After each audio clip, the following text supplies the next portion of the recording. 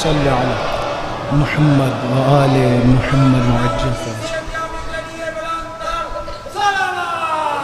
اللهم صل على محمد وآل محمد وعجل فرجهم ولعن أعداءهم. أعوذ بالله من الشيطان الرجيم.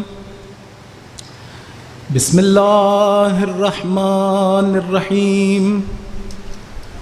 الحمد لله رب العالمين والعاقبة للمتقين والجنة للمطيعين والنار للملحدين.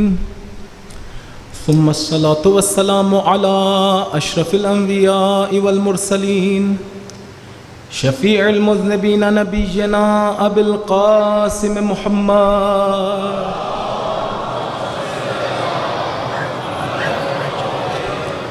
وعلى أهل بيته الطيبين الطاهرين الهداة المهديين لا سيما بقية الله في الأراضين روح له الفداء وأرواح العالمين واللعنة الدائمة على أعدائهم أجمعين من حين عداوتهم إلى قيام يوم الدين. أما بعد فقد قال الله تبارك وتعالى في محكم كتابه أعوذ بالله من الشيطان الرجيم. بسم الله الرحمن الرحيم. الرحمن علم القرآن خلق الانسان علمہ البیان. صلوات پڑھ دیں محمد و آل محمد.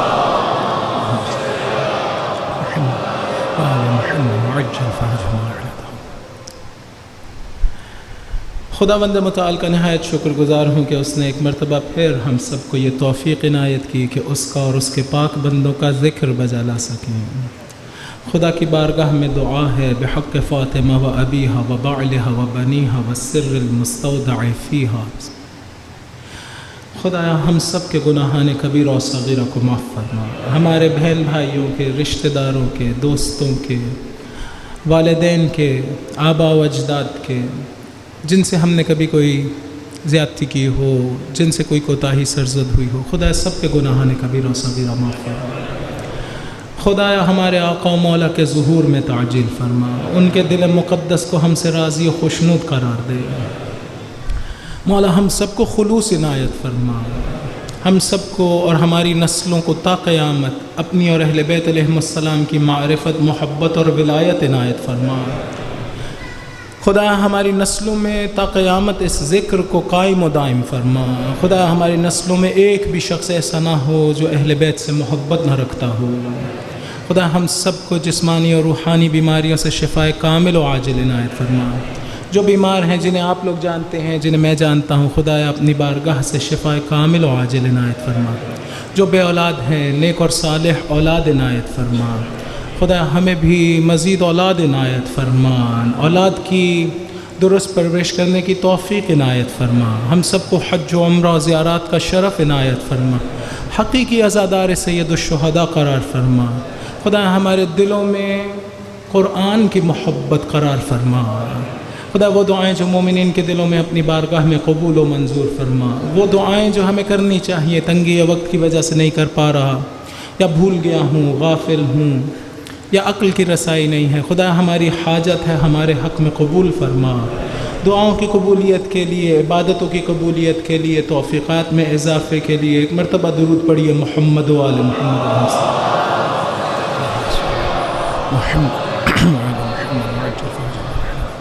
بسم اللہ الرحمن الرحیم.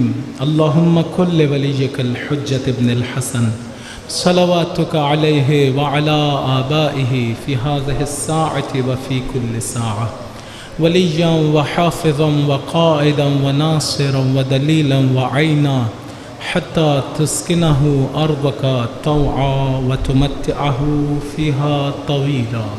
ایک درود پڑھ دیں محمد و آل محمد علیہ السلام. اللہم صلی علی محمد و آل محمد وعجل فرجهم ورحمہ. میں کل عرض کر رہا تھا کہ انسان اسی قرآن کا ایک فہم حاصل کر سکتا ہے. یہ جو ہماری دسترس میں ہے، اس کی تلاوت کے علاوہ انسان ایک حد تک کا فہم حاصل کر سکتا ہے. اگر خود عربی جانتا ہو تو اس کے ذریعے سے، اگر ترجمہ پڑھ رہا ہو تو اس کے ذریعے سے، اس میں غور و فکر کرنے سے کہ خود قرآن نے حکم دیا ہے کہ قرآن میں غور و فکر کرو، افلا یتدبرون القرآن، کیا یہ لوگ قرآن میں غور و فکر نہیں کرتے؟ یہ سوال اس لیے ہوتا ہے کہ حکم دیا جائے کہ غور و فکر کرو، صرف سوال نہیں ہوتا، یہ اس لیے ہوتا ہے کہ غور و فکر کرو۔ بہرحال غور و فکر کرنے سے، قرآن پڑھنے سے ایک چیز سمجھ میں آ سکتی ہے، ایسا نہیں ہے کہ نہیں آ سکتی ہے، لیکن میں نے عرض کیا کہ تمام تر معارف قرآن کے اس طرح سے نہیں آتے ہیں کہ میں فقط و فقط پڑھتا رہوں یا ترجمہ اس کا پڑھتا رہوں۔ جتنا جتنا انسان کی وجود میں وسعت اور طہارت پیدا ہوتی ہے، اتنا اتنا قرآن سے تعلق پیدا ہوتا ہے، اور حتیٰ فہم کے میدان میں، قرآن فہمی میں یہ طہارت اپنا کردار ادا کرتی ہے۔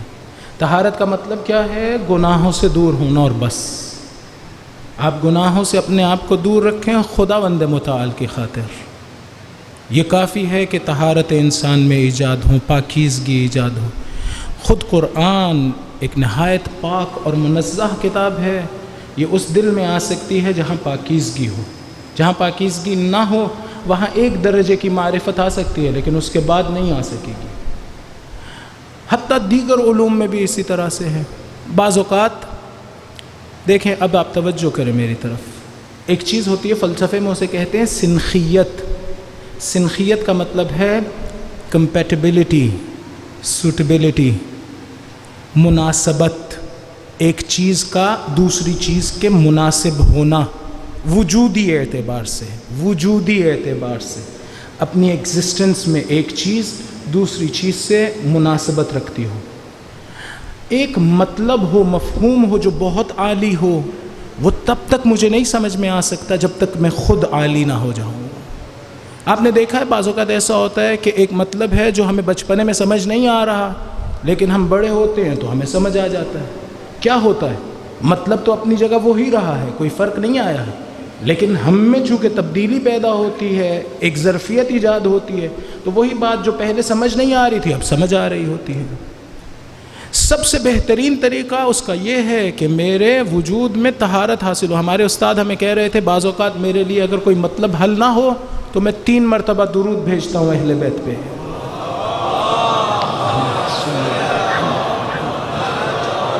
کیا ہوتا ہے اس سے؟ فقط ثواب کا چکر نہیں چل رہا ہے، یہ نہیں ہو رہا ہے کہ فقط ان کاموں سے ثواب حاصل ہوتا ہے، ان کاموں سے فقط ثواب نہیں حاصل ہوتا ہے، ایک آنٹولوجیکل ریئل ایفیکٹ ہے جو کریٹ ہوتا ہے، ایک حقیقی تأثیر ہے ان ساری چیزوں کی۔ یہ جو آپ کے کانوں سے اس وقت ساؤنڈ ویوز ٹکرا رہی ہیں، ایک حقیقی تأثیر ہے اس کی، آپ کے وجود میں تبدیلی آتی ہے۔ ہم سمجھتے نہیں عبادتیں فقط و فقط ثواب کے لیے، اکاؤنٹ چل رہا ہے ہمارا کہ اب اتنے ہو گئے، اب اتنے ہو گئے، اب اتنے ہو گئے، اور پھر ایک دن آئے گا کہ ایک میزان میں رکھا جائے گا، ایک پلڑا بھاری ہو گیا اور دوسرا پلڑا۔ اس طرح سے ہمیں سکھایا گیا، اس طرح سے ہمیں سمجھایا گیا۔ حقیقت میں ان تمام عبادتوں کا اثر ہماری روح پہ ہوتا ہے، خصوصاً تب کہ جب روح اس عبادت میں مشغول ہو جائے، اس کا ہماری روح پہ ہوتا ہے۔ دیکھیں مثال کے ساتھ آپ کو سمجھانے کی کوشش کرتا ہوں، توجہ نہیں کرتے ہم لوگ۔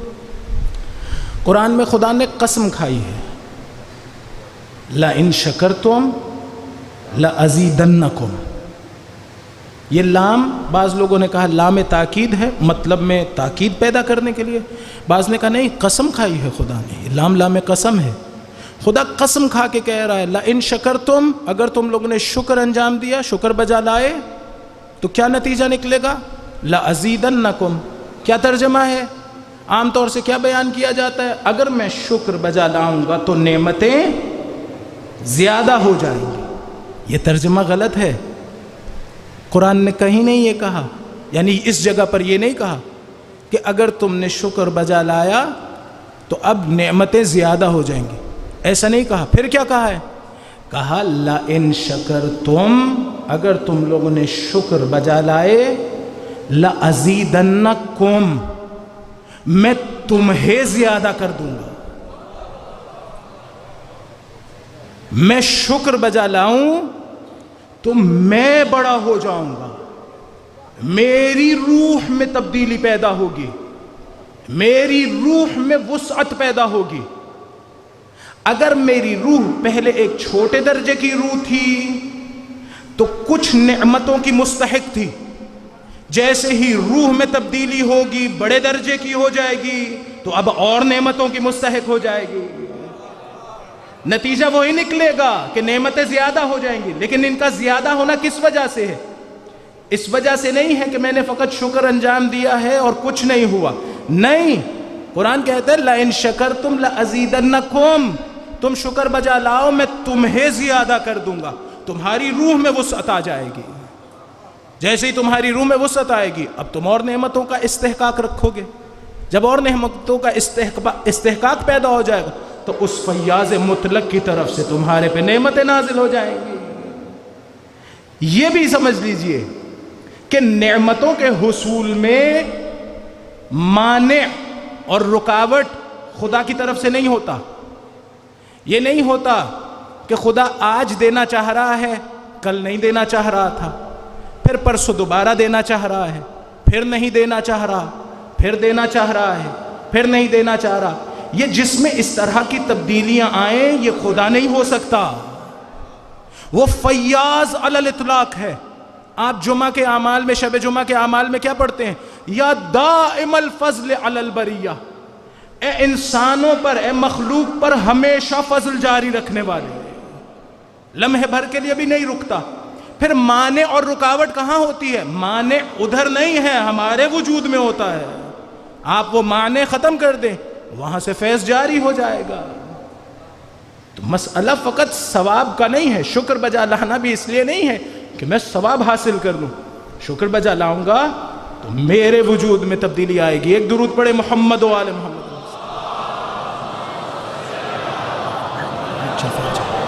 اسی طرح فرمایا خذ من اموالہم صدقہ، ان کے مال میں سے صدقہ لیجئے، حضور سے کہا۔ پھر اس کے بعد فرمایا تطہرہم۔ ہم عام طور سے کیا سمجھتے ہیں؟ اگر مال سے صدقہ دے دیں، خمس و زکوٰۃ دے دیں تو کیا ہوگا؟ مال پاک ہو جائے گا۔ قرآن نے یہ نہیں کہا کہ مال پاک ہو جائے گا۔ خذ من اموالہم صدقہ تطہرہم، تم ان کے مال سے صدقہ لو، انہیں طہارت ملے گی، یعنی ان کی روح میں ایک تبدیلی پیدا ہوگی۔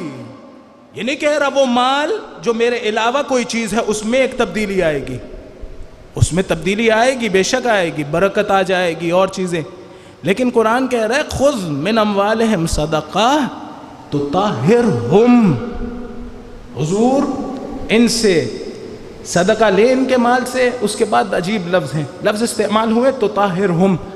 اگر یہ تطہرہم یہ ایک ہی لفظ دو معنی کے لیے استعمال ہوتا ہے۔ اگر کہیں کہ اس میں ایک ضمیر پروناؤن ہے جو صدقہ کی طرف لوٹتا ہے تو اس کا مطلب یہ ہوگا کہ ان کے مال سے صدقہ لیں، یہ صدقہ ان کو طہارت دے گا۔ لیکن اگر تطہرہم خطاب کا صیغہ ہو تو خدا رسول سے کہہ رہا ہے اے حبیب ان کے مال سے صدقہ لے کے آپ انہیں پاکیزہ کر دیں،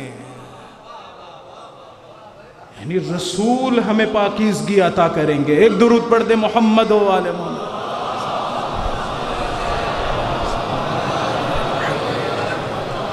تو بات فقط ثواب کی نہیں ہے، بات یہ ہے کہ ایک تبدیلی رونما ہوتی ہے ہمارے وجود میں، ہماری روح میں، ہمارے دل میں، ہمارے قلب میں، جو بھی کہیے اس کو۔ تو ہاں قرآن کے الفاظ سے تعلق ہو تو ہوگا، بہرحال روایتوں میں ہے، بعض روایتوں میں ہے 50 اور بعض جگہوں پر 20، کم از کم مومنین کو دن میں 20 آیات تو پڑھنی چاہیے۔ 20 آیات پڑھنا ایک بہت مشکل کام ہے، لیکن افسوس نہیں ہے کہ ہم لوگ علی کے ماننے والے ہوں، ناطق قرآن کے ماننے والے، اور کئی دن گزر جائیں اور قرآن نہ پڑھیں۔ ان مجلسوں کا کام کیا ہے؟ اگر ان مجلسوں میں آنے کے باوجود ہم نے تبدیل نہیں ہونا ہے تو پھر کیا یہ کفران نعمت میں سے نہیں ہے؟ ان کا ذکر بھی سنیں، ان کی بات بھی سنیں اور اس پر عمل نہ کریں، یہ تو درست نہیں ہوگا۔ کم از کم 20 آیتیں. ہمارے استاد ہم سے کہہ رہے تھے کہ کم از کم 20 آیتیں، اور اس کے بعد کم از کم ایک آیت میں مسلسل غور کرتے رہیں. ایک آیت انتخاب کر لیں ہر روز، اور سارا دن چلتے پھرتے اس کے بارے میں سوچتے رہیں. ایک دوست ہیں عزیز ہیں، وہ کئی سالوں سے روزانہ قرآن کا ایک سپارہ اس کا یا ترجمہ سنتے ہیں یا شاید اس کا خود عبارت، عربی کی عبارت قرآن کا متن سنتے ہیں اور واک کر رہے ہوتے ہیں. ان کے بقول وہ کہتے ہیں جس وقت میں یہ کام کر رہا ہوتا ہوں ایسے محسوس ہوتا ہے جیسے جنت میں ہوں. قرآن سے انس پیدا ہو گیا ہے، قرآن سے محبت ہو گئی ہے. وہ دوسری لذتوں سے ممکن ہے دور ہو سکتے ہوں، لیکن قرآن سے دور نہیں ہونا چاہتے. ایک عام آدمی ہے، اب ہم لوگ بھی اس طرح سے کر سکتے ہیں، خصوصاً جوان ہم لوگ بھی اس طرح سے کر سکتے ہیں. نہ کرنا.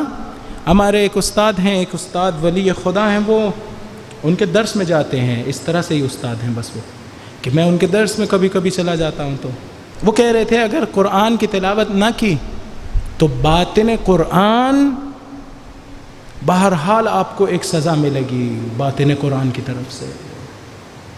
اس لیے کہ خدا نے اتنی بڑی نعمت نازل کی، آپ سے بات کی ہے، اور آپ ایسے جیسے کی ہے تو کی ہے. کیا ہوتا ہے؟ قرآن میں خدا بند متعال نے تجلی کی ہے.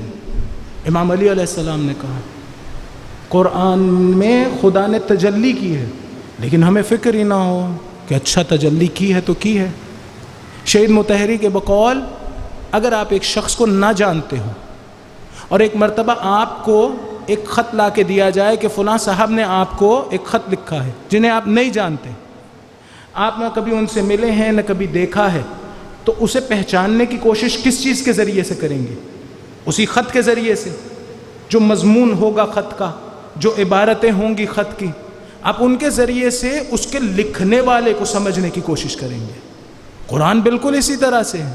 خدا کی معرفت اس قرآن کے ذریعے سے ممکن ہے، لیکن اگر میرا تعلق ہی نہ ہو تو پھر نہیں ہوگا.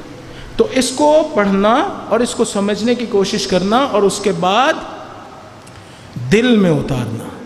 جس وقت میں پڑھ رہا ہوں اس وقت پوری توجہ کرنا، اور پھر اس کے بعد عمل کرنا. اگر میں ایسا کروں گا تو میرے وجود کا حصہ بنے گا، یعنی دل سے عبادت ہو رہی ہو. ایک درود پڑھ دیں محمد و آل محمد علیہ السلام.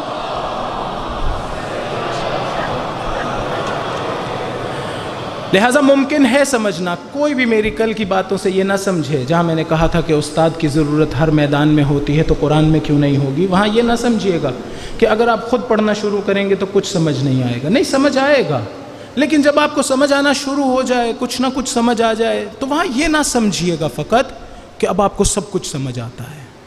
وہ تو کسی کو نہیں آتا، ہمیں بھی نہیں آتا ہے.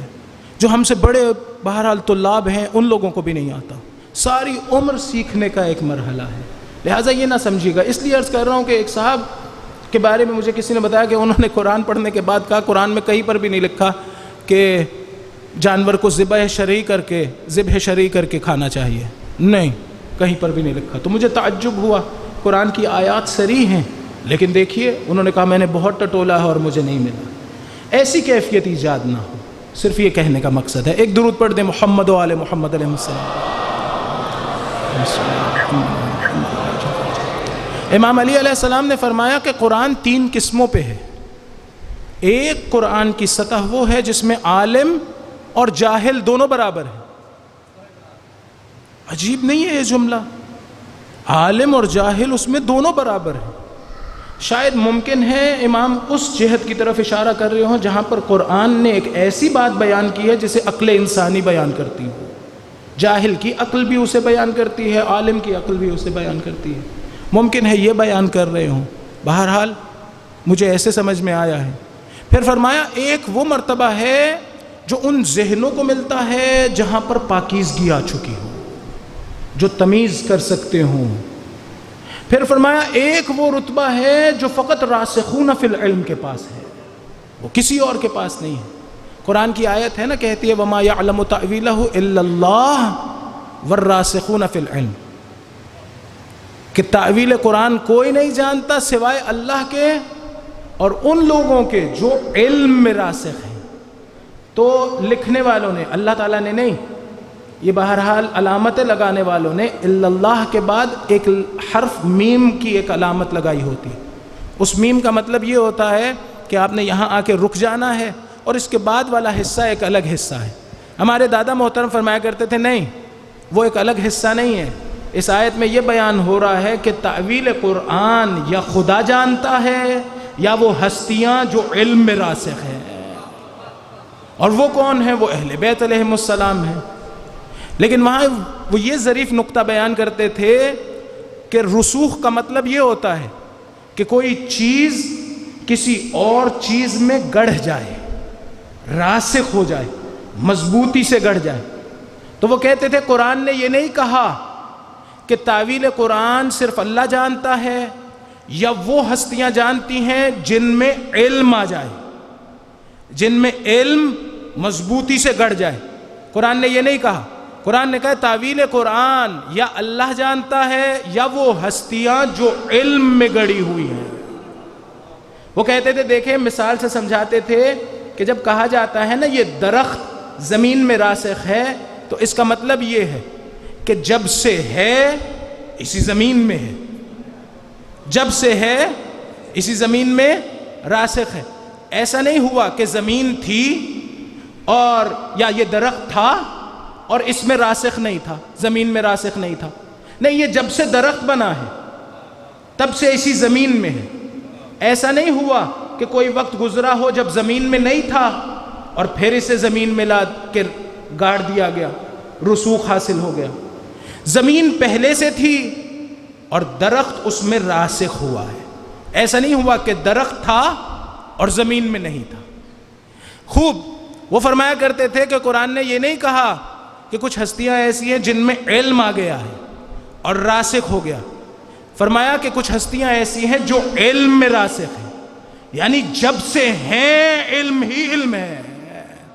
ایسا نہیں ہوا کہ لمحے بھر کے لیے بھی تھیں اور علم نہیں رکھتی تھی، لمحے بھر کے لیے بھی تھیں اور علم نہیں رکھتی تھی. کیوں؟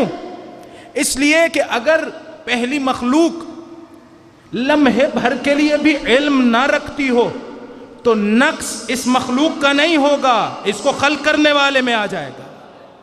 کیوں؟ اس لیے کہ یہ پہلی مخلوق اپنے خالق کی بلا واسطہ معلول ہے. خالق علت ہے، یہ معلول ہے. علت میں جو کچھ ہو وہ معلول کو عطا کرتا ہے. عطا نہ کرے تو یا بخل لازم آئے گا یا جہالت لازم آئے گی. نہ خدا جاہل ہے نہ بخیل ہے. لہٰذا جب خدا نے خلق کیا تو اپنی صفت علم دے کے خلق کیا. ہو ہی نہیں سکتا کہ نہ ہو. ایک اور آیت سے بھی استدلال بہرحال ممکن ہے. ایک درود پڑھ دیں محمد و آل محمد.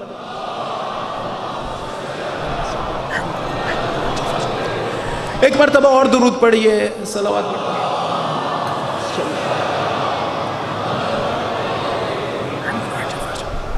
لہٰذا یہ وہ شخصیات ہیں جو راسخون فی العلم ہیں، علم میں راسخ ہیں اور تعویل قرآن کا علم انہیں حاصل ہے. خوب، یہی قرآن میں نے عرض کیا کہ اس میں کوئی تبدیلی نہیں ہے اور اس میں کسی بھی قسم کی تبدیلی رونما نہیں ہوئی.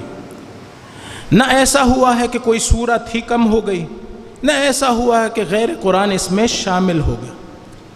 یہ قرآن محفوظ ہے. اِنَّا نَحْنُ نَزَّلْنَا الذِّكْرَ وَإِنَّ لَهُ لَحَافِظُونَ. ہم نے ذکر کو نازل کیا اور ہم ہی اس کی حفاظت کرتے ہیں. یہاں دقتیں موجود ہیں. یہاں پر قرآن کے اس باطنی مراتب کے بارے میں، ان باطنی مراتب کے بارے میں بات نہیں ہو رہی. یہی قرآن جو ہمارے درمیان میں ہے اس کی بات ہو رہی ہے. یعنی خداوند متعال نے یہی جو ساؤنڈ ویوز کی شکل میں ہم تک پہنچا ہے اس کی حفاظت کی ذمہ داری لی ہے، اس کی حفاظت کی ذمہ داری لی ہے. اس سے جو پہلے والے مراتب حقائق ان کی بات نہیں ہے، یعنی وہ جو ولی خدا کے سینے میں ہے. کیوں؟ دو جگہوں سے پتہ چلتا ہے. ایک تو یہ کہ یہ جو خود لفظ ہے نزلنا، یہ انسان کے لیے استعمال نہیں ہوا، قرآن کے بارے میں استعمال ہوا ہے. قرآن میں جا بجا اِنَّا أَنزَلْنَاهُ فِي لَيْلَةِ الْقَدْرِ. وَأَنزَلْنَا إِلَيْكَ الذِّكْرَ لِتُبَيِّنَ لِلنَّاسِ مَا نُزِّلَ إِلَيْهِمْ، یہاں پر بھی استعمال کیا اِنَّا نَحْنُ نَزَّلْنَا الذِّكْرَ، ہم نے ذکر کو نازل کیا، وَإِنَّا لَهُ لَحَافِظُونَ، یہ جو لہو ہے یہ اسی ذکر کی طرف لوٹ رہا ہے۔ خوب چونکہ اس کی طرف نزلنا کی نسبت ہے، لفظ نزلنا استعمال ہوا، لہٰذا ہم سمجھتے ہیں کہ اس سے مراد وہ مرتبہ قرآن کا ہے جو ہمارے ہاتھوں میں ہے، وہ جو لکھا ہوا ہے، وہ جو ساؤنڈ، اس میں کوئی تبدیلی نہیں ہوئی، کوئی اضافہ نہیں ہوا، کوئی کمی نہیں ہوئی۔ ایک اور مطلب یہاں پر یہ ہے کہ اگر اس ذکر سے مراد ولی خدا ہوتا اور اس کا سینہ، تو پھر کہنے والے کہہ سکتے تھے کہ اگر قرآن ولی خدا کے سینے میں محفوظ رہ بھی جائے تو عام لوگوں کو اس کا کیا فائدہ ہے؟ عام لوگوں کو تو تب فائدہ ہوگا جب یہ مرتبہ قرآن کا جو ہمارے گھروں میں ہے اسے محفوظ بنایا جائے۔ اگر یہ محفوظ نہ رہے تو کیا ہوگا؟ اگر یہ محفوظ نہ رہے تو نقض غرض بھی لازم آئے گی، یعنی خدا نے اس کو ہدایت کے لیے بھیجا تھا، اگر اس میں کوئی اضافہ ہو گیا تو وہ کام ہدایت کا پورا نہیں ہو سکے گا۔ دوسرا، یہی قرآن تو رسول کی رسالت پہ گواہ ہے، اگر اسی میں اضافہ ممکن ہو تو کون سی چیز ہے جو رسول کی رسالت پہ گواہی دے گی؟ لیکن خدا نے شاید اسی لیے دو گواہ بھیجے کہ دو گواہ گواہی دے، اور پھر قرآن کو معجزہ بنا کے بھیجا۔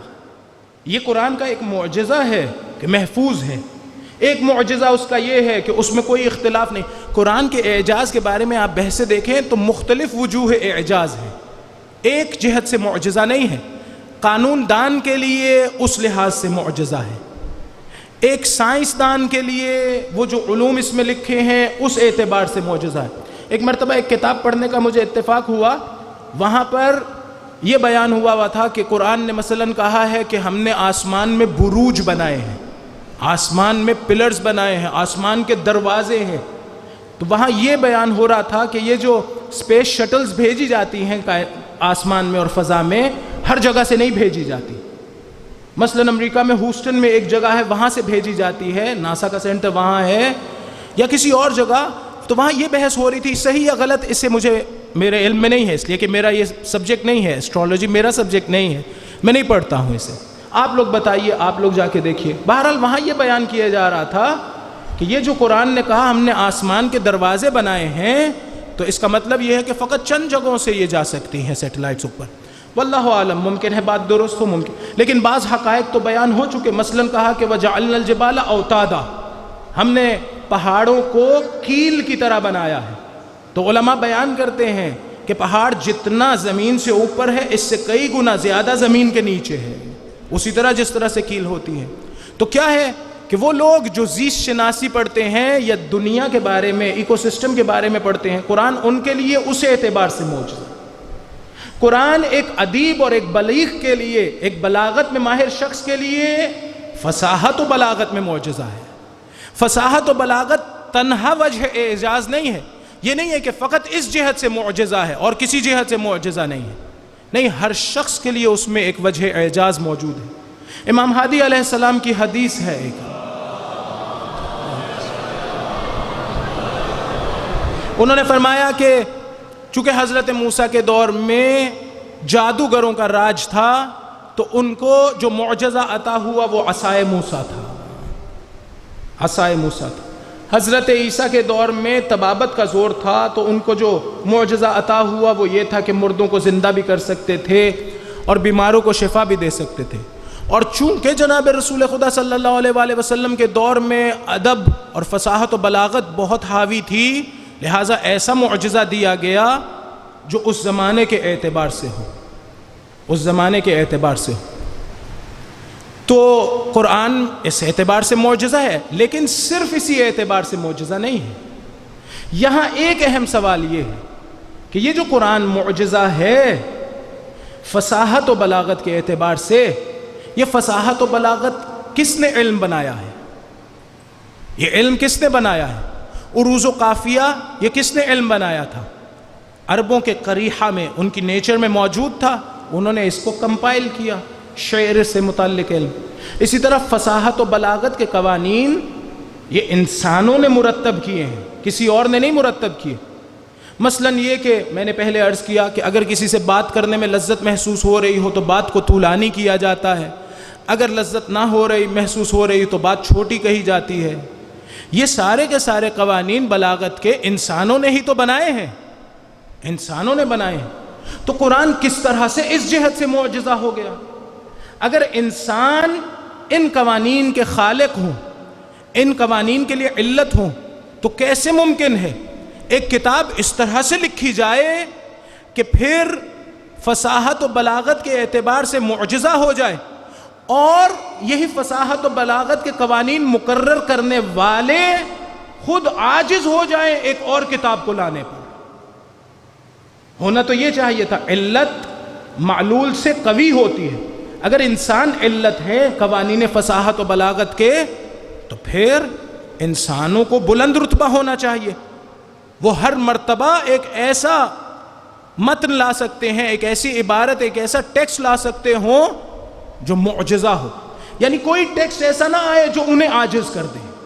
لیکن اس کے بارے میں کیوں ادعا ہو گیا کہ قرآن معجزہ ہے؟ تو اس کا جواب کیا ہے؟ اس کا جواب یہ ہے کہ قرآن فصاحت و بلاغت کے اعتبار سے معجزہ ہے، لیکن اس فصاحت و اعتبار میں 3 شرطیں۔ کیا ہوتا ہے جب آپ ایک متن بلاغی وجود میں لے کے آتے ہیں؟ وہاں 3 چیزیں ہونا ضروری ہیں۔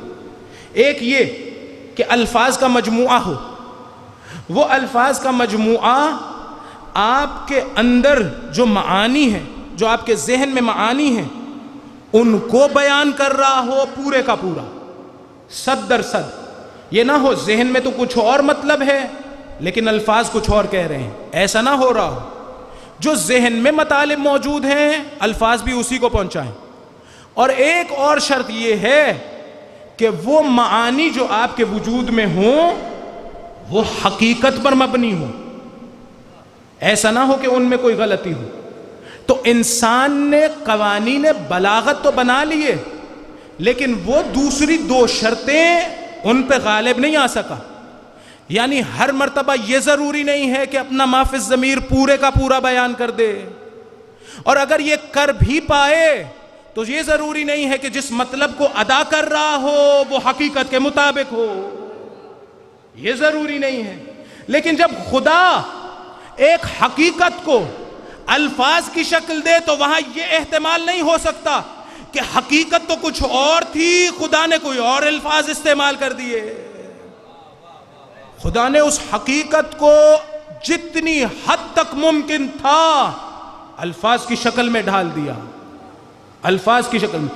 انسان اس چیز سے عاجز ہے، اس لیے کہ ان حقائق کا علم نہیں رکھتا ہے، خداوند متعال علم رکھتا ہے، لہٰذا اس نے منع دیا۔ لیکن اگر کسی کو علم ہو قرآن کے اس مرتبے کا نہیں، تمام تر مراتب کا، تو وہ ایک کلمے سے تمام تر علوم کو جان لے گا۔ اسی لیے امام نے فرمایا، امام باقر علیہ السلام نے، فقط ایک کلمہ الصمد سے میں علوم اولین و آخرین کو سمجھ لیتا ہوں۔ ایک کلمے سے، ایک کلمہ۔ تعجب ہو رہا ہے تو سنیے کہ جناب امیر نے کیا کہا تھا۔ فرمایا تھا کہ یہ پورا قرآن اپنے تمام تر معارف کے ساتھ الحمد میں سمٹ چکا ہے، اور الحمد اپنے تمام تر معارف کے ساتھ بسم اللہ میں سمٹی ہوئی، اور بسم اللہ اپنے تمام معارف کے ساتھ با میں سمٹی ہوئی ہے، علی با کا نقطہ ہے۔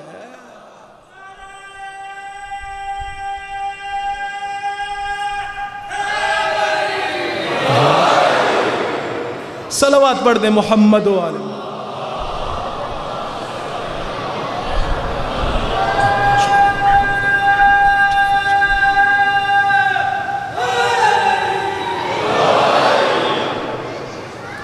مولا اس مقام پر ہیں، اللہم صلی علی محمد و آل محمد وعجل فرجہ۔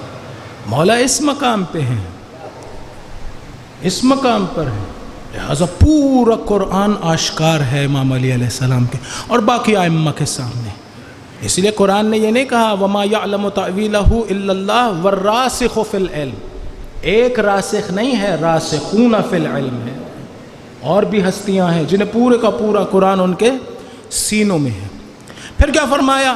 ایک اور مقام پہ ارشاد فرمایا، دیکھیں اسی سے بحث شاید ربط دی جا سکتی ہو۔ فرمایا، میں نے کل عرض کیا تھا کہ اگر قرآن کو مبین کی اور معلم کی ضرورت نہ ہوتی تو قرآن کہیں بیابان میں رکھ دیا جاتا اور رکھنے کے بعد لوگوں سے کہا جاتا کہ اٹھا لو اور پڑھ لو۔ نہیں، یہ قرآن کو رسول کے ساتھ بھیجنا اور رسول کے بعد 12 ائمہ کو مقرر کرنا یہ بتاتا ہے کہ قرآن پورے کا پورا خود نہیں سمجھا جا سکتا ہے، یا اس کی پوری گہرائیاں خود نہیں سمجھی جا سکتی۔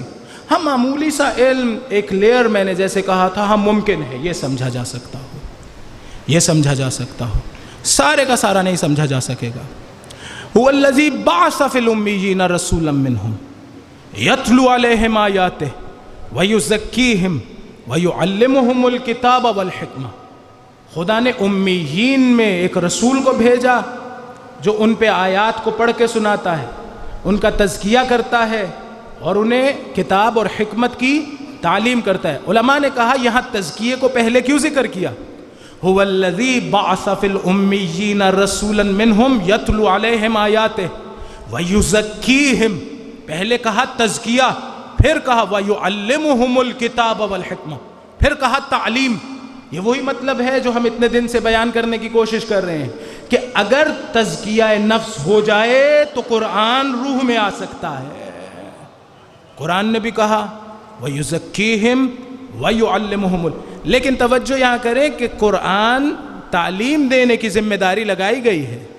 ایسا نہیں ہوا کہ حضور کی ذمہ داری نہیں تھی قرآن کو تعلیم کرنے کی، اور حضور کے بعد ان کی ذمہ داری تھی جو حضور کے جانشین تھے، جو حضور کے علم کے وارث تھے، انہی کی ذمہ داری تھی۔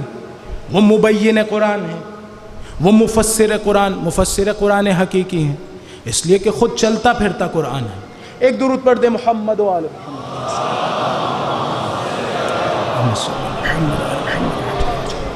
لیکن یہ جو فرمایا نا هو الذی بعث فی الامیین رسولا منہم، اس کا کیا مطلب ہے کہ رسول امیین میں بھیجے گئے، تو اس امی ہونے کا مطلب کیا ہے؟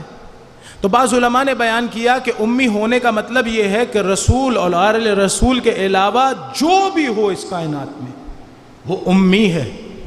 امی کا مطلب یہ ہے کہ اگر کمپیریزن کیا جائے رسول سے، فرض کر لے بڑے بڑے فیلسوف موجود ہوں، ارسطو، افلاطون، ملا صدرہ، جو کوئی بھی ہو کائنات میں، اگر ان کا مقایسہ رسول و آل رسول سے کریں تو سب امیین میں شمار ہوں گے۔ کوئی ایک بھی ایسا نہیں ہے جو اپنا سر اٹھا سکے اور کہے کہ مجھے قرآن سمجھ میں آتا ہے۔ نہیں، ذمہ داری ان ہستیوں کی ہے جو یہ سمجھ سکتے ہیں، عام انسانوں کی بس کی بات ہی نہیں ہے، تصورات میں نہیں ہے۔ پھر رسول کو امی کیوں کہا؟ رسول کو امی کہنے کا مطلب کیا ہے؟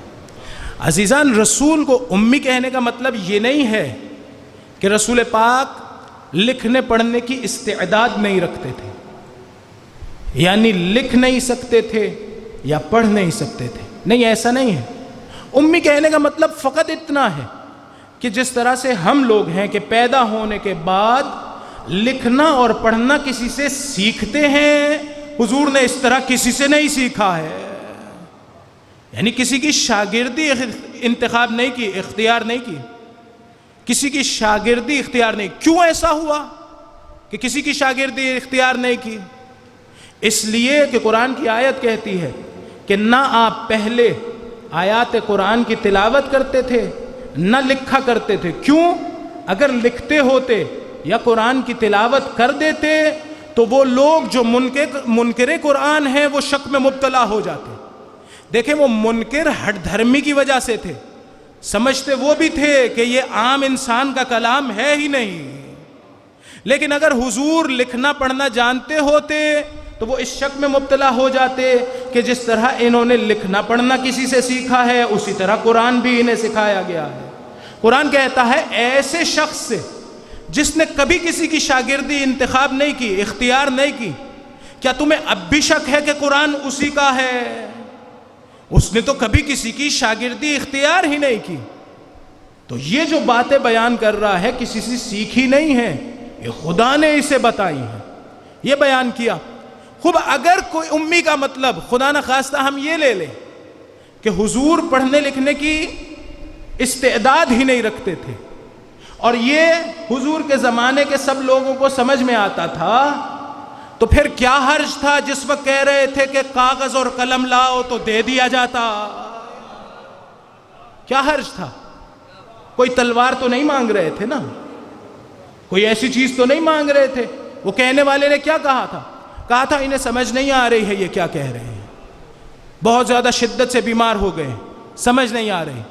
میں کہوں گا جس کے وجود میں قرآن ہو، کیا یہ ہو سکتا ہے کہ اس کی عقل زائل ہو جائے؟ ہو ہی نہیں سکتا ہے. یہ وہ ہے جو قرآن کے ساتھ متحد ہے.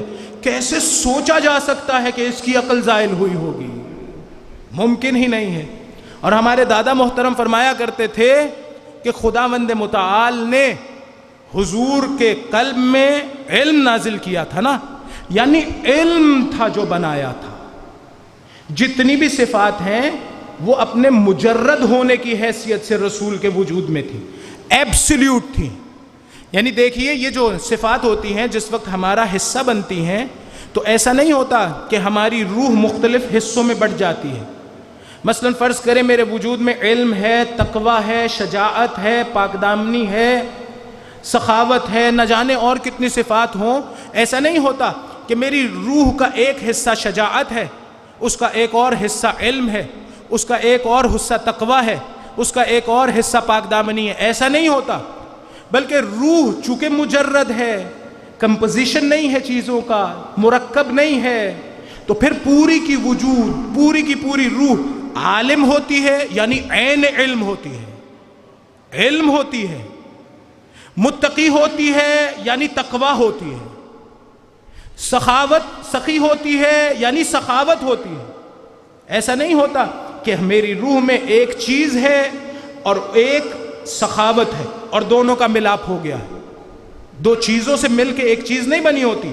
وہ روح پوری کی پوری خود سخاوت ہوتی ہے، خود تقوی ہوتی ہے، خود علم ہوتا ہے. تو وہ فرمایا کرتے تھے کہ دیکھیں ایک ایسا شخص جس کے وجود میں علم داخل نہ ہوا ہو، اس نے علم سیکھا ہو، مثلا کتابوں سے سیکھے جانے والا علم. یہ شخص پہلے عالم نہیں تھا، اب عالم ہو گیا، لیکن یہ دوبارہ بھی جاہل ہو سکتا ہے. فرض کریں بیمار ہو جائے، اس کے ذہن کو کوئی عارضہ لاحق ہو جائے، یہ دوبارہ جاہل ہو جائے گا. ذہن سے معلومات ختم ہو جائیں، دوبارہ جاہل ہو جائے گا.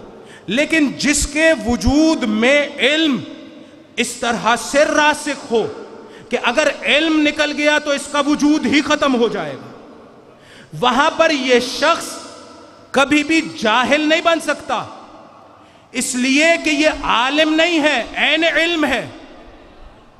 علم جہل نہیں بنتا، عالم جاہل بن سکتا ہے، جاہل عالم بن سکتا ہے، لیکن جہل علم نہیں بن سکتا. حضور عالم نہیں، عین علم تھے، لہٰذا ان کے بارے میں یہ تصور نہیں کیا جا سکتا کہ نعوذ باللہ کبھی علم زائل ہو جائے گا. جب تک ہیں اور جب سے ہیں عین علم ہے، کبھی زائل نہیں ہوگا.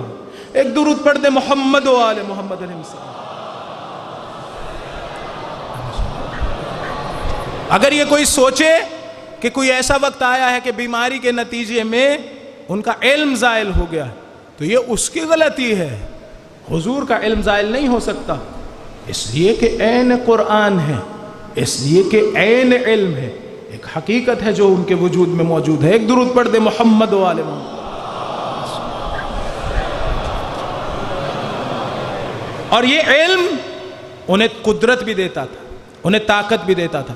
خیر وہاں امی ہونے کا مطلب یہ نہیں ہے کہ لکھنا پڑھنا نہیں، اس کی استعداد نہیں رکھتے تھے، نہیں، صرف اتنا مطلب ہے کہ کسی سے سیکھا نہیں تھا اور نہ لکھتے تھے نہ پڑھتے تھے. بعض روایتوں میں آیا ہے، بعض جگہوں پہ حضور نے لکھا ہے، بہرحال ابھی اس سے مطلب نہیں ہے. تو امی ہونے کا مطلب یہ نہیں بیان ہوا، یہ نہیں ہے کہ لکھنے پڑھنے کی استعداد نہیں رکھتے تھے. دوسری بات یہ، لکھنا اور پڑھنا ہمارے لیے اہم ہے، اس لیے کہ جب تک ہم یہ نہ کریں تب تک ہم علم کے آفاق سے آشنا نہیں ہوتے.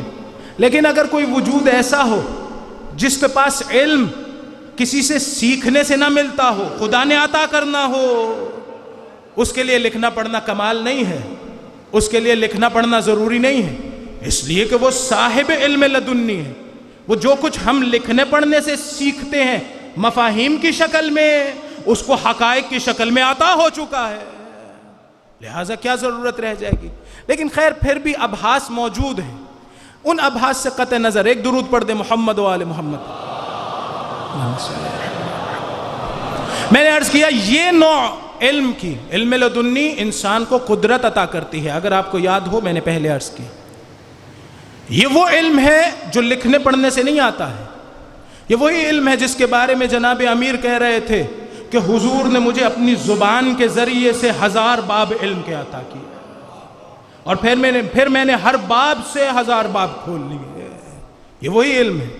جہاں جناب امیر کے بارے میں یہ جملہ ہے کہ زبان کے ذریعے سے علم عطا ہوا، زبان کے ذریعے سے جو علم عطا ہوتا ہے وہ مفاہیم کی شکل میں تو نہیں ہوگا نا، وہ حقائق کی شکل میں ہوگا.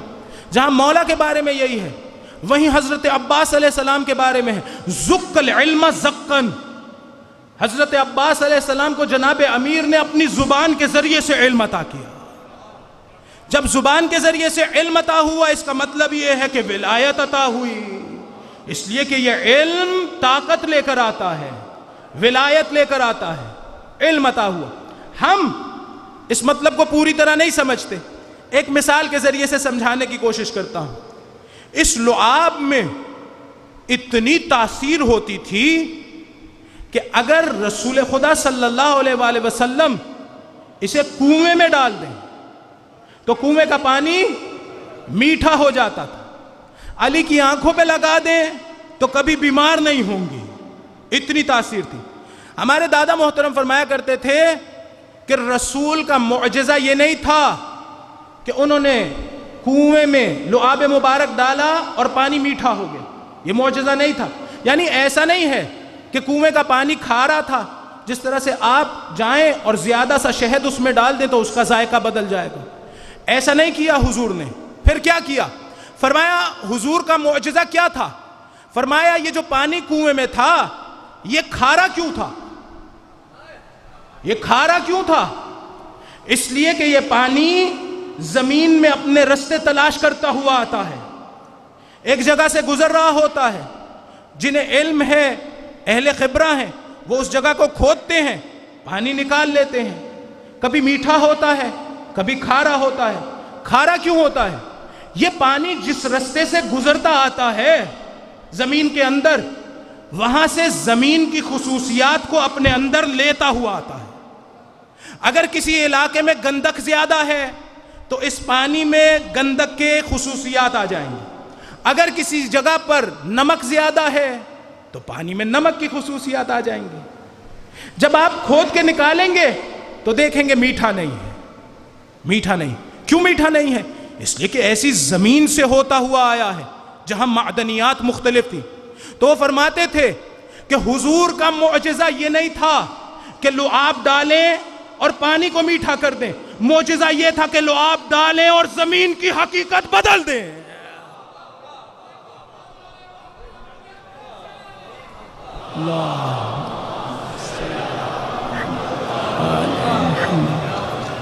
یعنی تصرف پانی میں نہیں کیا، زمین کی حقیقت کو بدل دیا. تو میں کہتا ہوں کس قدر خوش قسمت ہے وہ علی جو رسول کی زبان سے علم لیتے تھے. کس قدر خوش قسمت ہیں جناب عباس جو علی مرتضیٰ کی زبان سے علم لیتے تھے. پھر یہ علم ولایت لے کر آتا ہے، ولایت لے کے آتا ہے. اسی لیے تو باب الحوائج ہیں، اسی لیے تو باب الحوائج ہیں. کتنے ہی لوگ ہیں ہر وقت رش لگا ہوتا ہے، چاہے دور ہوں چاہے قریب ہوں، سب مانگ رہے ہیں مولا ہمیں فلاں چیز عطا کر دو، مولا ہمیں فلاں چیز عطا کر دو. بہرحال سیکھنا چاہیے کہ حضرت عباس سے کیا مانگیں. ہمارے ایک دوست سنا رہے تھے کہ انہوں نے کسی کو دیکھا حرم حضرت عباس علیہ السلام میں زری کے سامنے کھڑا ہوا، نہ دولت مانگ رہا تھا، نہ مقام و منصب مانگ رہا تھا، ہاتھ اٹھا کے کہہ رہا تھا مولا عباس وہ محبت جو آپ کو حسین سے تھی اس سے ایک ذرہ مجھے بھی دے دو۔ سوچنا چاہیے کہ میں کیا مانگوں۔ کہہ رہا تھا مولا عباس آپ کو حسین سے بڑی محبت تھی، اطاعت کرتے تھے، ایک ذرہ مجھے بھی دے دیں۔ ہمارے ایک عالم دین تھے، انہیں میں بیٹھ کے سن رہا تھا، ان کے سامنے بیٹھا ہوا، وہ بتا رہے تھے کہ ایک شخص تھا جس سے گناہ نہیں چھوٹتا تھا۔ ایک مرتبہ حرم حضرت عباس علیہ السلام گیا، اس نے خود انہیں سنایا تھا شاید، جا کے کہا مولا عباس آپ جانتے ہیں میں گناہ چھوڑنا چاہتا ہوں لیکن مجھ سے نہیں چھوٹتا، میں بہت کمزور ہوں، آپ ولی خدا ہیں، میری طرف ولایت کی نگاہ ڈالیں۔ وہ کہتا ہے میں حرم سے باہر آیا اور اس کے بعد کبھی اس گناہ کی طرف رغبت ہی نہیں ہوئی۔ اسی مجلس میں مجھے اگر 2 آنسو مل جائیں تو حضرت عباس سے کہنا چاہیے مولا آپ جانتے ہیں میں گناہ چھوڑنا چاہتا ہوں، مولا آپ کو حسین کی پیاس کا واسطہ، حسین کے بچوں کی پیاس کا واسطہ میری مدد کرے، میں گناہ چھوڑ دوں۔ باب الحوائج ہیں، اتنے لوگ اکٹھے ایک لمحے میں ان سے مانگ رہے ہیں، اگر آپ 4-5 دوست مجھ سے بات کرنا شروع کر دیں تو میں ایک کی بات بھی نہیں سمجھ سکوں گا۔ وہ سب کی بات سن رہے ہیں، سمجھ رہے ہیں، عطا کر رہے ہیں، دلیل ہے اس بات پہ کہ صاحب ولایت تکوینی ہے، ورنہ ان کانوں سے تو نہیں سنی جا سکتی ہیں باتیں، ان کانوں سے تو نہیں سمجھی جا سکتی ہیں، لیکن عطا کر رہے ہیں، عطا کر رہے ہیں۔ روایت میں ہے جناب زہرا سلام اللہ علیہ سے جناب امیر علیہ الصلوۃ والسلام مل کے ایک درود پڑھیے محمد و آل محمد۔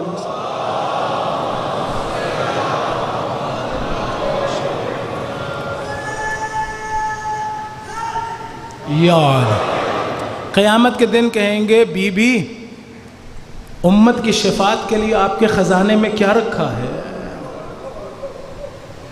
تو جناب زہرا کہیں گی میرے عباس کے 2 بازو کافی ہے۔ کس قدر خلوص سے دیے ہوں گے یہ 2 بازو۔ جس وقت اس دنیا میں تشریف لاتے ہیں جناب امیر اپنے ہاتھوں میں اٹھاتے ہیں، عباس نام رکھتے ہیں، حضرت عباس کے دونوں بازوؤں کو بوسہ دے رہے ہوتے ہیں اور گریہ کر رہے ہوتے ہیں۔ جناب ام البنین آگے بڑھ کے پوچھتی ہیں مولا میرے بچے میں کوئی نقص ہے؟ شاید پوچھ رہی ہوں کیا اس کے بازوؤں میں کوئی نقص ہے؟ جناب امیر نے کہا نہیں، اس لیے بوسہ دے رہا ہوں کہ میری حسین کی نصرت میں کٹ جائیں گے۔ اجرکم اللہ۔ دیکھیں آپ لوگ حضرت عباس کا نام سنتے ہیں کیسے گریہ کرتے ہیں۔ آپ کو حضرت عباس اچھے لگتے ہیں نا، سوچیں ذرا حسین کو کتنے اچھے لگتے ہوں گے، سوچیں ذرا جناب زینب کو کتنے اچھے لگتے ہوں گے۔ آپ ابھی ان کے مصائب سننے والے ہیں نا، انہیں میدان میں جاتے ہوئے تو نہیں دیکھ رہے، سوچیں جناب زینب نے کیسے دیکھا ہوگا۔ اجرکم اللہ، اجرکم اللہ۔ کون سا وصف ہے حضرت عباس علیہ السلام کا جو سب سے زیادہ واضح ہے؟ اطاعت حسین۔ اپنی کوئی مرضیاں ہی نہیں تھیں۔ وہ جس کو امام علی علیہ السلام نے حسین کی نصرت کے لیے مانگا تھا اور ساری عمر انہوں نے یہ سنا تھا میں نے کربلا میں جنگ کرنی ہے۔ کتنا مضبوط ایمان چاہیے کہ امام حسین علیہ السلام کہیں عباس مشق اٹھا کے جاؤ، تو وہ ایک مرتبہ نہ کہیں مولا میں تو جنگ کا انتظار کر رہا تھا۔ یہ وصف ہے عباس کے ماننے والوں کو کیسا ہونا چاہیے، انہیں بھی تو امام حسین کی اطاعت کرنی چاہیے۔ ایسے رہتے تھے جیسے غلام اپنے آقا کے سامنے رہتا ہو، شاید ماں نے سکھایا تھا۔ حضرت ام البنین نے جس وقت لٹا ہوا قافلہ مدینے پہنچا تھا نا، تو منادی ندا کر رہا تھا کہ حسین کا لٹا ہوا قافلہ واپس آ گیا۔ ایک مرتبہ حضرت ام البنین کو دیکھا تو اس نے کہا تمہیں تعزیت کہتا ہوں، تمہارے 4 بیٹے مارے گئے۔ حضرت ام البنین نے کہا اس کائنات میں سب کچھ حسین پہ فدا ہو جائے، مجھے بتا حسین کس حال میں ہے۔ میرے بچے مارے جائیں، میرا حسین بچ جائے، ماں سے سیکھا ہوگا۔ اسی لیے ہمیشہ امام حسین علیہ السلام کو کیا بلاتے تھے؟ سیدی و مولایا، میرے آقا، میرے سید و سردار، ایسے بلاتے تھے۔ ساری عمر انتظار کر رہے تھے کہ کربلا میں اپنی شجاعت کے جوہر دکھاؤں گا۔ جس وقت صفین میں ابن شعثا کے مقابلے میں گئے، ابن شعثا نے کہا یہ کون جوان آیا ہے؟ لوگ کہتے ہیں میرا مقابلہ 10,000 لوگوں سے ہوتا ہے، یہ علی نے ایک جوان بھیج دیا میرے مقابلے میں، میرے بچوں میں سے کوئی جائے گا اس کا سر کاٹ لائے گا۔ ایک مرتبہ حضرت عباس نے 7 بیٹے اس کے قتل کیے۔ کس قدر غصے میں آیا ہوگا میدان میں آیا تو حضرت عباس نے اسے بھی 2 ٹکڑے کیا۔ علی کے سکھائے ہوئے ہیں۔ ایک مرتبہ اصحاب بھی حیران، یہ کون ہے جو اس طرح جنگ لڑ رہا ہے؟ مولا علی علیہ السلام نے واپس بلایا، واپس آئے تو چہرے سے نقاب اتارا، پیشانی پہ بوسہ دیا، عباس کہیں تجھے نظر نہ لگ جائے، کربلا کے لیے سنبھالا ہے۔ عاشور کا دن تھا، زہیر ابن قین نے کہا عباس تمہیں یاد ہے نا تمہارے بابا نے تمہیں کس دن کے لیے مانگا تھا؟ مولا گھوڑے پہ سوار تھے، ایک مرتبہ رکابوں پہ زور دیا، رکابیں ٹوٹ گئی۔ کہا آج ایسی جنگ دکھلاؤں گا جو آج سے پہلے نہ دیکھی ہو۔ جب گھوڑے پہ بیٹھتے تھے تو بعض علماء نے کہا کہ گھٹنے زانو گھوڑے کی گردن کے قریب آتے تھے، معلوم ہوا بہت لمبے قد کے تھے۔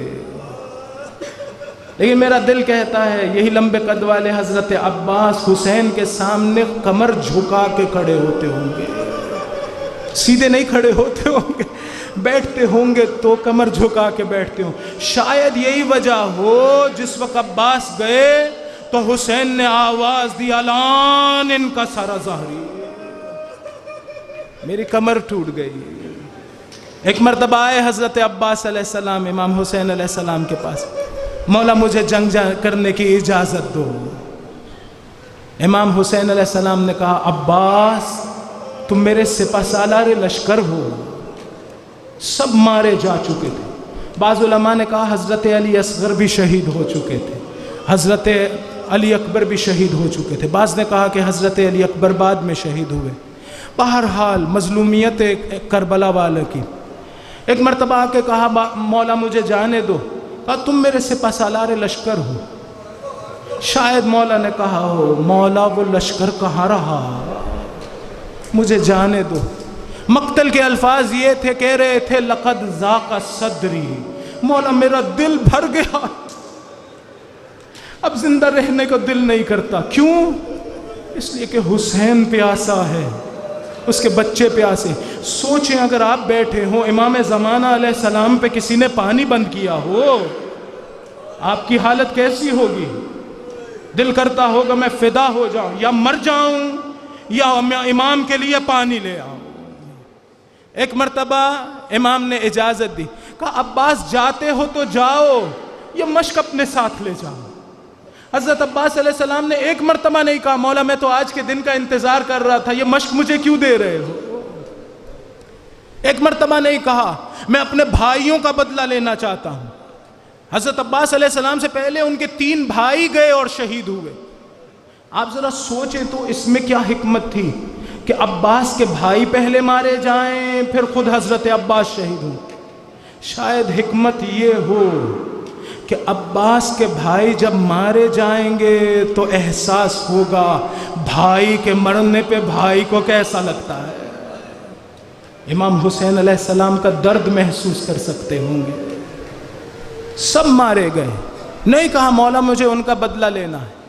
ایک مرتبہ مشق اٹھانے کے لیے گئے، ایک عالم دین کہہ رہے تھے کہ جس وقت مشق اٹھانے کے لیے گئے تو کیا منظر دیکھا چھوٹے چھوٹے بچے اس جگہ پر جہاں پانی رکھا جاتا تھا اپنی قمیض کا دامن اٹھا کر کبھی اپنا سینہ وہاں رکھتے ہیں، کبھی شکم رکھتے ہیں۔ کیا گزری ہوگی حضرت عباس پر؟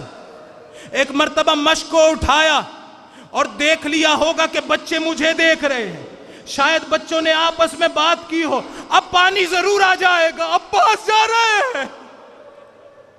ایک مرتبہ نیزہ اٹھایا، مشق اٹھائی میدان میں آئے, 4000 کے لشکر کو ہٹایا فرات سے, کسی میں جرت نہیں تھی روک سکے, جنگ کرتے ہوئے گئے ہیں, ہٹایا لشکر کو, فرات میں داخل ہوئے, پانی بھرا. ایک مرتبہ فذکر عطش الحسین, پانی کو ہونٹوں سے نہیں لگایا. کیوں؟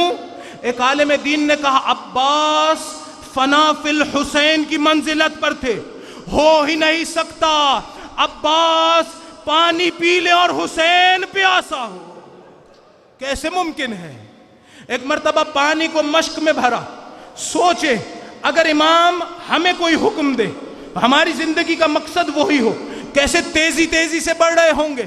میرا دل کہتا ہے حضرت عباس گھوڑے پہ سوار ہو کے تیزی سے خیموں کی طرف جا رہے ہوں, ایسے رستے سے جا رہے تھے جہاں کچھ درخت تھے, بڑھتے جا رہے ہیں, تیزی سے جا رہے ہیں. دشمن نے آواز دی پانی خیموں میں نہ پہنچے. ایک ظالم نے چھپ کے وار کیا, ایک بازو قلم ہوا. حضرت عباس بڑھتے جا رہے ہیں, دوسرے نے چھپ کے وار کیا, دوسرا بازو قلم ہوا. مشق کو دانتوں سے دبوچا, گھوڑے سے زمین کربلا پہ گرے.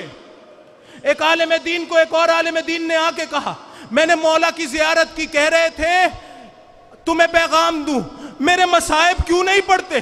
کہا میں تو مولا کے مصائب پڑھتا ہوں, میں نے کون سی مصیبت نہیں پڑھی؟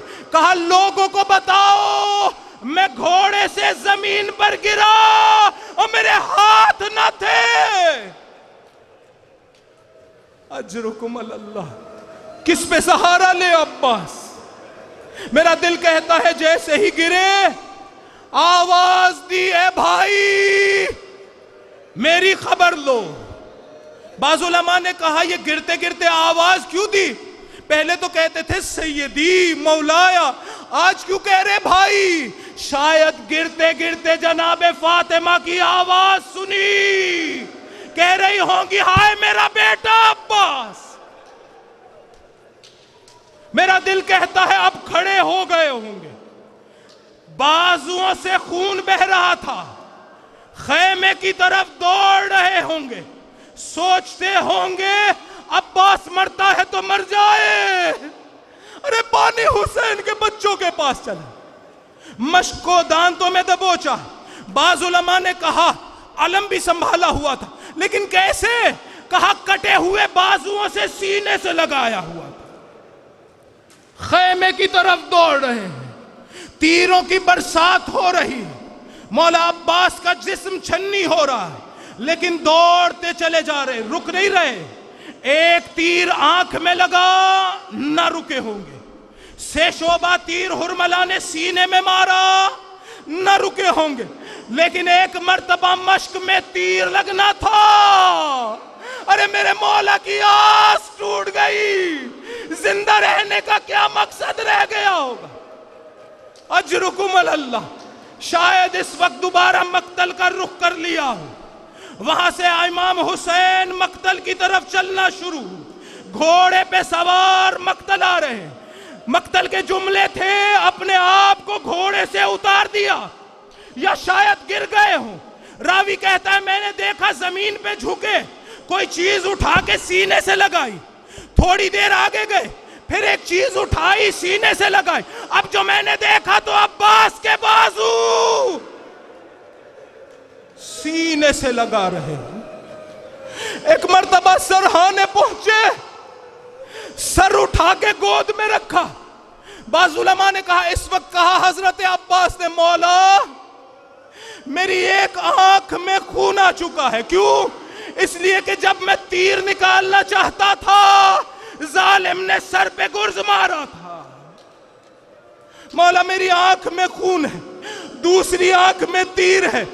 مولا شاید فرمایا مولا جب اس دنیا میں آیا تھا آپ کی زیارت کی تھی, جاتے وقت آپ کی زیارت کرنا چاہا. مولا اگر میرے بازو ہوتے آپ سے نہ کہتا اور میری آنکھ کا خون صاف کر دو.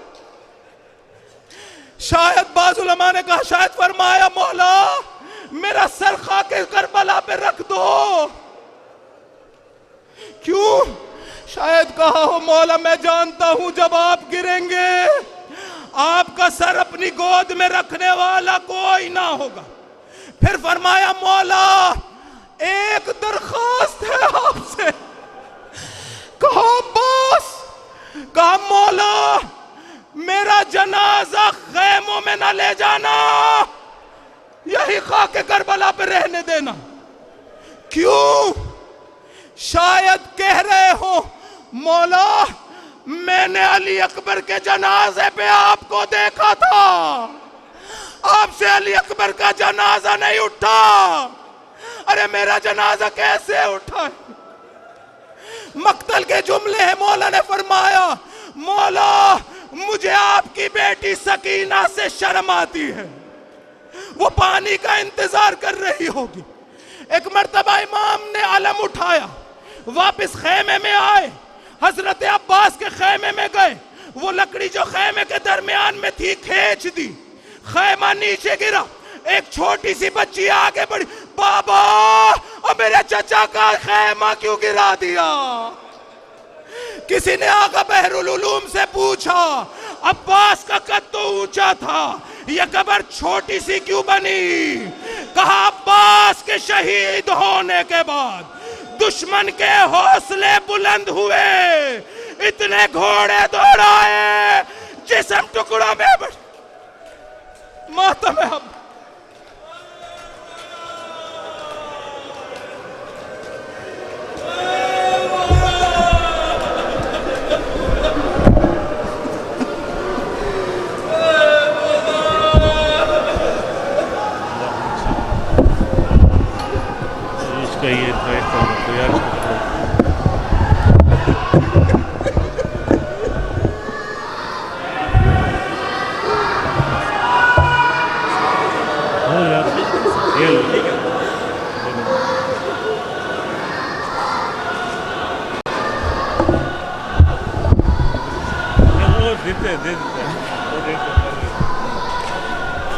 ایک کوئی چل رہا ہے بیٹا, دوسرا نہیں چل رہا. وہ چلاؤ نا, چل رہے ہیں نا بیٹا, ادھر نہ کرو.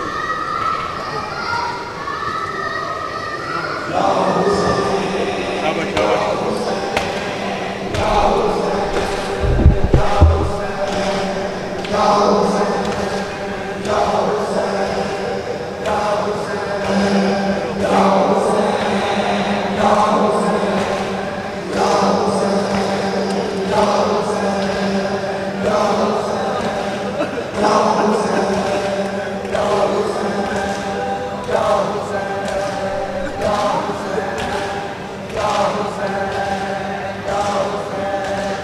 Ya Hussein, Ya